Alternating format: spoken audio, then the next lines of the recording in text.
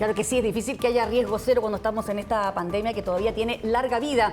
Estamos con el ministro de Educación aquí en estudio esta noche, Marco Antonio Ávila. Buenas noches, ministro. Buenas noches. Gusto conocerlo, porque en realidad no estamos conociendo a las nuevas autoridades. Bienvenido. Bienvenido. Muchas gracias. Ojalá que lo tengamos muchas veces por acá para conversar, porque me imagino que hay muchas dudas todavía de la aplicación de este nuevo protocolo que ustedes han informado el día de hoy.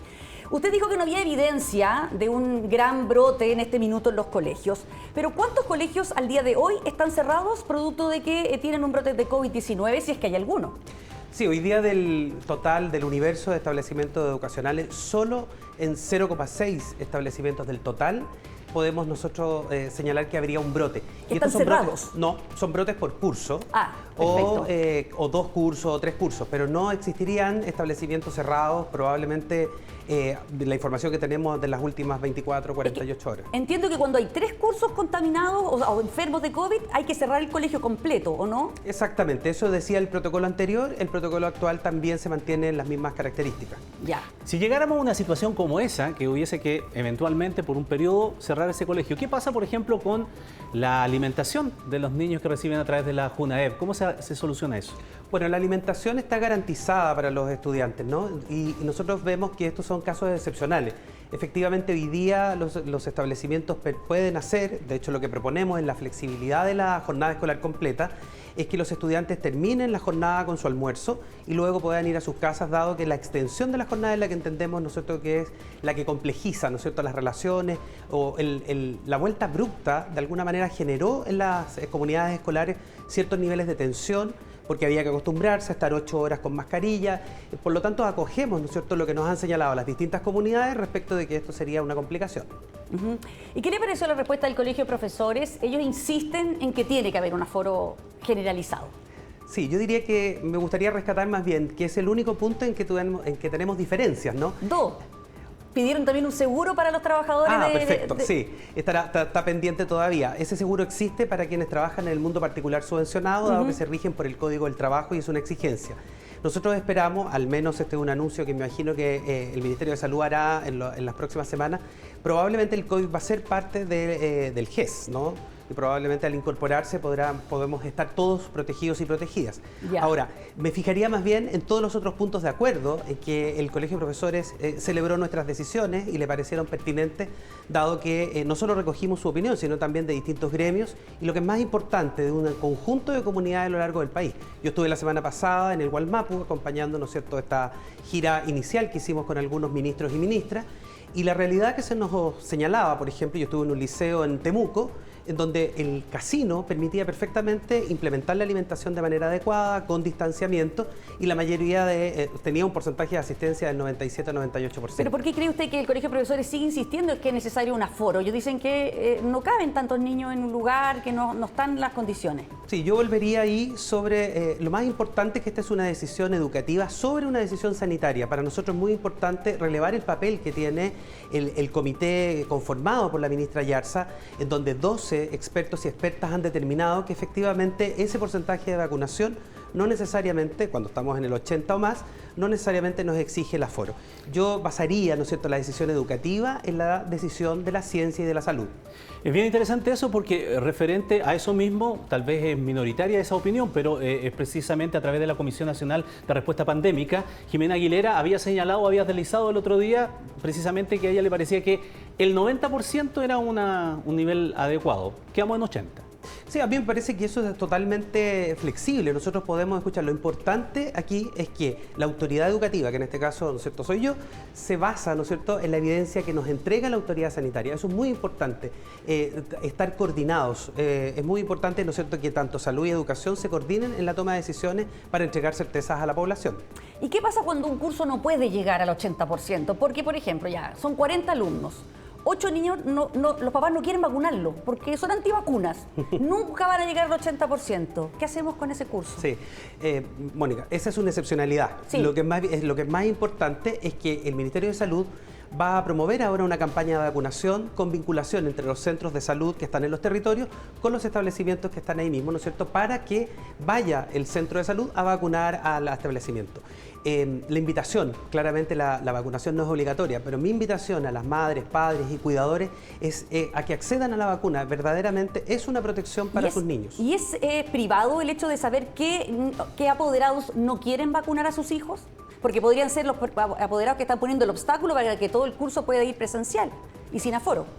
Sí, yo me imagino que esto debe ser un comentario frecuente entre apoderados, ¿no es cierto? Ustedes, si han sido apoderados, se encuentran con otros en la puerta de la escuela, van conversando, ¿no es cierto? Y dirán, ¿no es cierto?, muchos padres o madres, mira, yo tengo un poco de susto, no quiero vacunar a mi hijo.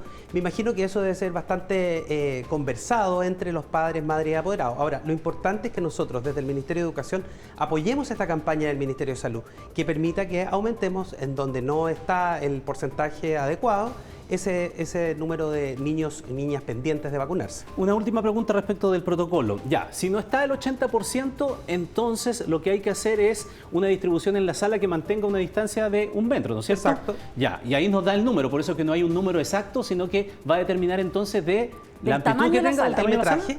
Claramente. Y lo segundo que a mí me gustaría incorporar, ¿no es cierto?, es que primero señalar que el número es bien bajo de establecimientos donde el porcentaje no se alcanza, ¿no es cierto? Ahora, los promedios siempre esconden información. Claro. Por lo tanto, lo que invitamos a los sostenedores, sostenedoras y directivos escolares a que verifiquen, ¿no es cierto?, e inviten a estas familias a vacunarse. ¿Qué porcentaje no cumple el 80, perdón, en el país?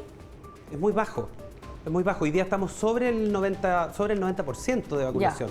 En la mayoría. Quienes son segmentos de edad, en general entre 5, 6, 7 años, que es totalmente entendible, ¿no? Las familias tienen un poco de susto, hay bastante fake news también, ¿no es cierto?, respecto de las consecuencias de la vacuna.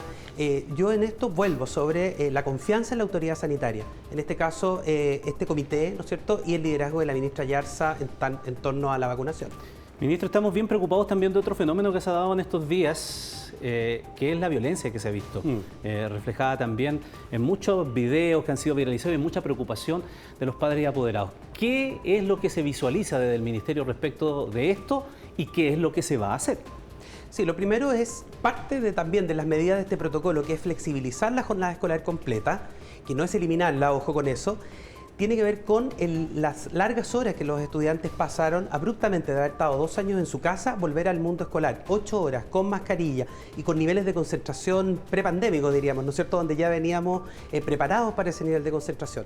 Claramente eso puede ser un elemento que ha de alguna manera derivado en esta como explosión de violencia. Creemos que esto podría haberse disminuido en la medida en que las jornadas se acorten. Y lo segundo, la respuesta siempre para nosotros va a ser de carácter educativa. Nosotros tenemos una política de convivencia escolar que tenemos que fortalecer. Entendemos que aquí hay situaciones que son graves, delitos, ¿no es cierto?, casi que podrían situarse como eso. Sin embargo, la respuesta siempre es educativa. ¿No habría que mejorar las clases de educación sexual, por ejemplo? Ya, ese es otro tema, ¿no es cierto?, que también nos ocupa mucho hoy día. Nosotros también tenemos un plan de afectividad, sexualidad y género. Es parte de la política educativa desde el año 2010. Sin embargo, nosotros vemos que esa política ha sido de alguna manera dejada de lado, no se ha trabajado fuertemente y para eso nos hemos comprometido. Yo me reuní la semana pasada con la alcaldesa Matei, la alcaldesa Hasler y con un grupo de estudiantes, ¿no es cierto?, de los liceos de Providencia y Santiago y acordamos varias cosas, ¿no? Una mesa de trabajo y en segundo lugar la realización de una jornada nacional de educación no sexista, que nos parece fundamental. La primera quincena de abril queremos invitar a todas las comunidades escolares del país. He conversado también con los rectores de las universidades públicas para que se puedan sumar también la educación superior a esta gran reflexión nacional respecto de la educación no sexista. Y por último, la presentación, ¿no es cierto?, de un proyecto de ley más hacia adelante, ¿no es cierto?, en los próximos meses de educación sexual integral, que también entendemos que es una necesidad, ¿no es cierto?, de nuestro sistema educativo. Y mientras tanto, ¿qué se hace con estos alumnos que aparecen como agresores y que son sindicados de esa manera y que tienen que tener sanciones? ¿Se les pide la expulsión en los colegios?